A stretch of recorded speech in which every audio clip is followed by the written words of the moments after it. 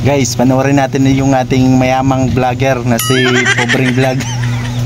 Panoorin nyo, napakadaming pera. Bibigyan nyo daw si Diwata ng 5 million. Magandang araw sa'yo.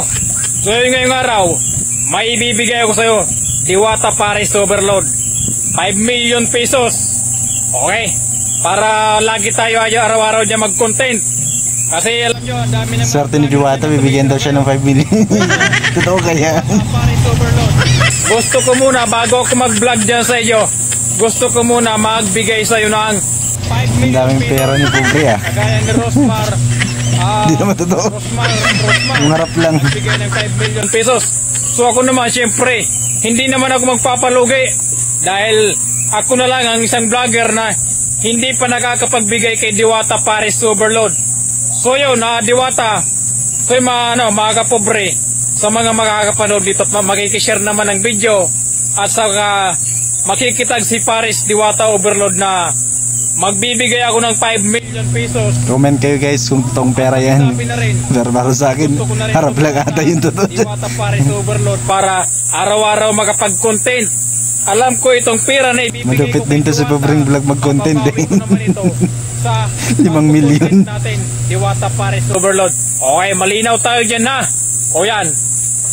At saka Diwata Paris Overload, gusto ko lang sabihin sa'yo na itong pera ko, bagong withdraw lang to.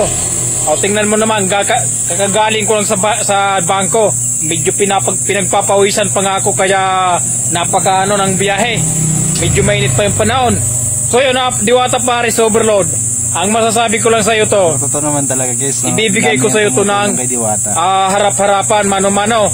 Para walang ipapadeliver ko naman sana to. Kaya lang, mahirap na magtiwala, pera to. O yan, ganyan kakapal yung 5 million pesos sa mga hindi pa nakakapanood ng 5 million pesos. Ganito kakapal. O yan, makikita nyo sa mga hindi pa nakakapanood dyan ng 5 million pesos.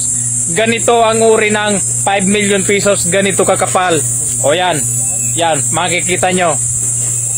Kaya pag binigay ko to sa'yo, Diwata Paris Overload, gusto ko lang sabihin sa'yo na sana may isang payo lang ako sa'yo.